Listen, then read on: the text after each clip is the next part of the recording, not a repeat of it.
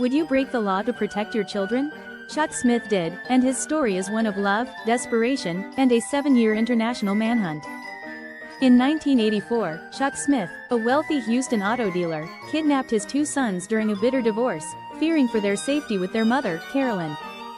Chuck claimed his sons begged him to take them away from their mother, who was addicted to prescription drugs and neglectful. Family abductions are not uncommon, but Chuck's case became a media sensation, with his sons' faces appearing on milk cartons and TV shows.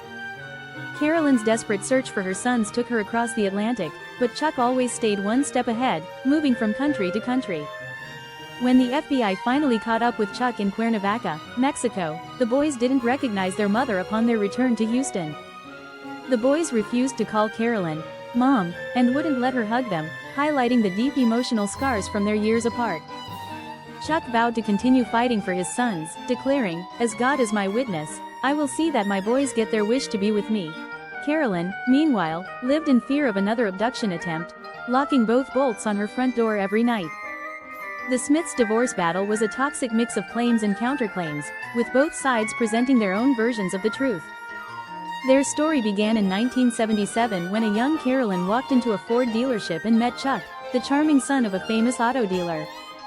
Despite their different backgrounds, they quickly fell in love and married, but their relationship soon soured. Carolyn struggled with severe headaches and turned to prescription drugs, which Chuck claimed made her neglectful of their children. Chuck's family, the Smiths, were fiercely loyal and protective, often stepping in to care for the boys when Carolyn couldn't. By 1983, the marriage had deteriorated into a bitter battle, with both sides accusing the other of abuse and neglect.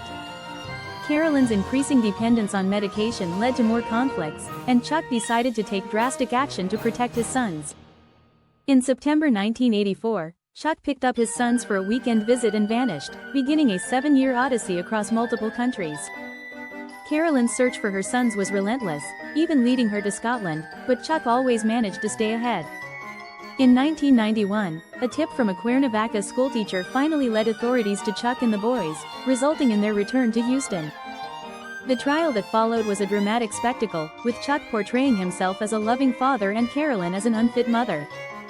Chuck's son, Charles, testified against Carolyn, saying he had no feelings for her and wanted to stay with his father. Despite the emotional testimony, the jury convicted Chuck of child custody interference, sentencing him to 7.5 years in prison. Carolyn won the legal battle, but the emotional scars remained, with her sons still longing to return to their father. Chuck was released on an appeals bond and returned to Cuernavaca, continuing his fight to regain custody of his sons. Back in Sugar Land, Carolyn struggled to rebuild her relationship with her sons, who remained distant and resentful.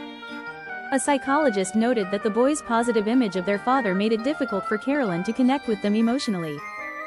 Carolyn's efforts to bond with her sons often felt futile, leaving her heartbroken and questioning her decisions.